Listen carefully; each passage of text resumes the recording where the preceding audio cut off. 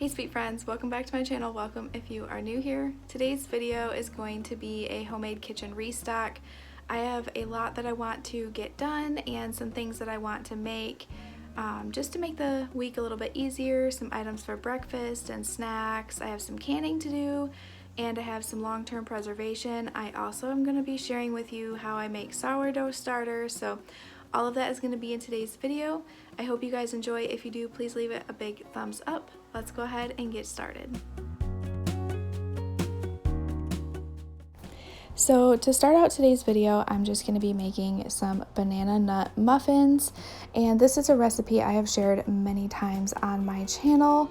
I can go ahead and link the recipe down in the description box. I will have all of the recipes, if I can, linked down in the description box for you guys if you're curious on how to make them. But I want to go ahead and make some banana nut muffins. We have lots of bananas in the freezer and I just want to start using them up, and my whole family absolutely loves having a quick snack or having these for a quick breakfast. So I'm just going to go ahead and whip up all of these muffins and get them going. And usually I don't make anything to go on top of them, but today I am going to just kind of come up with a little concoction and make a little brown sugar oat mixture to drizzle on the top to give it a little bit of crunchiness and a little bit more flavor. So I'm going to go ahead and do that, and these are absolutely amazing. They're good without the sprinkle on top, and they're good, they're good with the sprinkle on top, but we absolutely love them and my family devours them so fast. So I'm going to get these made and then we will move on to the next thing.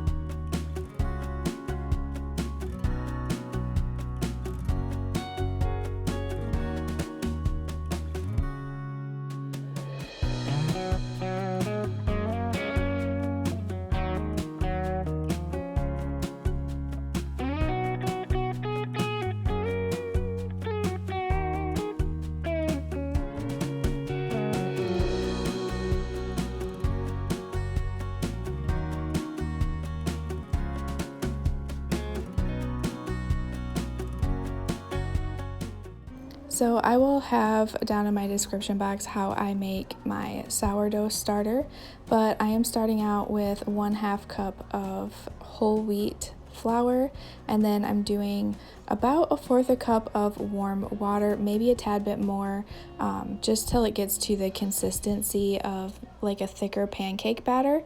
And then I am just putting a coffee filter on top with a rubber band around it, and then rubber banding where my starter is at once I was done mixing it, so that way I can know how much it rised. But you can kind of see here what the second day looked like and the consistency of it. And on the second day you actually drop down to 1/4 cup of flour and then about 1/8 cup of water, and you just keep adding that together, and you want to make sure it has really good bubbles and that it's rising. And so you're going to continue to feed it for about 7 to 8 days until it's doubling in size. And once it doubles in size and it's just full of bubbles, then you are ready to make bread. But like I said, I will leave the recipe and directions down in the description box for you, so you can go ahead and follow that. But here you can just kind of see how I make it. I do discard after the second day. I discard half of the sourdough starter, and if you are new to sourdough, what discarding means is you can discard that, you can give that to somebody else and they can continue to feed it and it will get them a sourdough starter. Or there are lots of sourdough discard recipes. I actually recently made some sourdough discard cinnamon rolls and they were really good. So there's many recipes you can use your sourdough discard for, but when you're discarding, you can keep it or give it away. But you can see what mine is looking like, and this is day 4 of continuing to feed it and discard, and I will continue to do that till day 7 or 8 when it's ready to make bread. So as soon as it's ready to make bread, I am going to film that as well, so definitely stay tuned for another video like this, which will be sharing the whole bread making process, which I am very excited for. But now I have this loaf of bread that was coming close to its date, and I didn't have any room in the freezer, so what I'm gonna go ahead and do is whip up some French toast, and then I'm going to freeze the French toast. That way it saves a little bit of room rather than the whole loaf of bread just sitting in the freezer like it is. I can go ahead and cut these up into French toast sticks or leave them whole, and that way we can just toast them up and heat them up and have quick breakfast. So I'm just gonna go ahead and do this. All I did was put some eggs, some milk, vanilla extract, and then just cinnamon and sugar in a bowl, mixed it all together, and then I dip my toast in there, coat it on both sides, and then I'm just cooking them on my electric griddle until they are done, and then I will get them set aside and ready to be put in the freezer. But this is just something you can do to make your mornings a little bit easier if you're a busy mama and you don't have a lot of time to sit and make breakfast. It's a good way to prepare breakfast, so it's easy for you to just get up, heat it up, and go.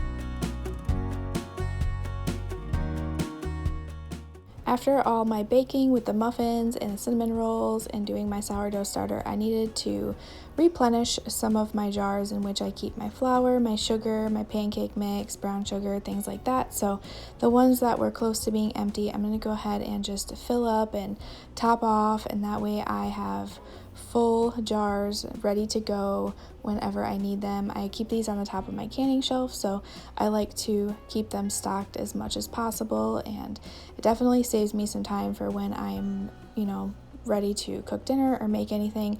I can just quickly grab these aside, and they're already full and ready for me to use.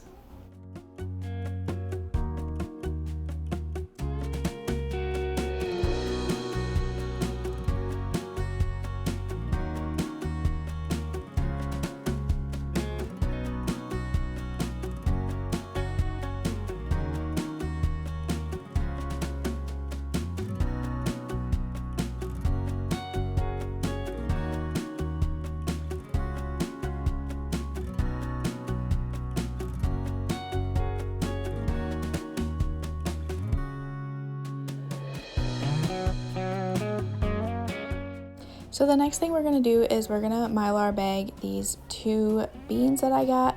So I got my 2 Mylar bags here, my oxygen absorbers, the labels, and I got a bag of black beans and a bag of Great Northern beans.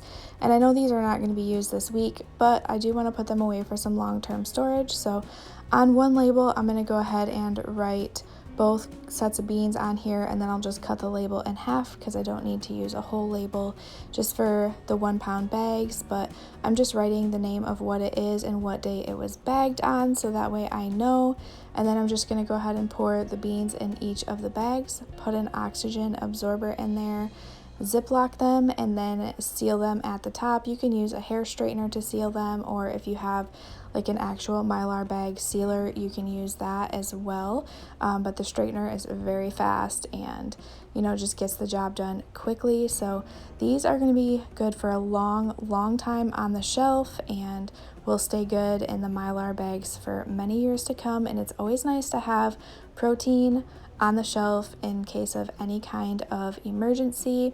And here soon, after some more garden goodies come in and things like that, I actually want to share how I'm going to be making some homemade MREs, meals ready to eat. That way, if you're camping for the weekend, you can just go ahead and grab one of these, pour some hot water in there, and you'll have a nice soup to have. Or, if the power's out and you need a quick meal, these are easy, or for whatever reason, it's really nice to have things like this on hand. So I'm excited to share that in upcoming videos as well. So now we're on to canning peaches. At the farmer's market, I got a half bushel of peaches for around $7, and so I'm just gonna go ahead and peel all the skins off these and put them in some cold water until I'm ready to slice them, and then I'm gonna slice them up, get them put in my jars, and I make a very light syrup to go over them, which is just water, a little bit of sugar, and a tad bit of lemon juice, and then I bring that to a boil in a pan and let it come up to temperature, and then I will pour it over my peaches in my jars, and then I water bath can them for about 25 minutes. But I'm just gonna go ahead and let you guys watch me do these peaches.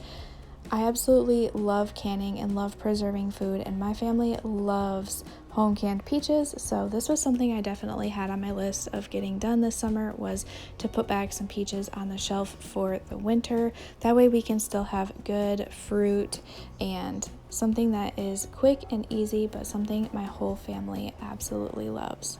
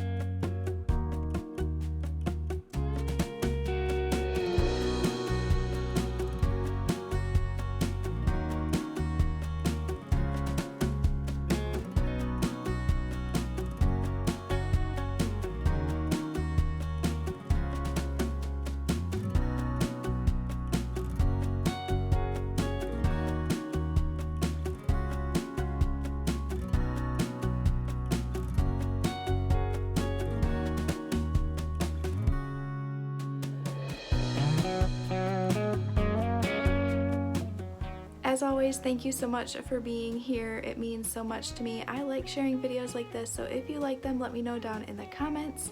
If you're in need of prayer, Let me know down in the comments as well. Send me an email or write me over on Instagram. I'd love to pray for you. Until I see you in the next one, I hope you all have a wonderful and blessed day. Bye, y'all.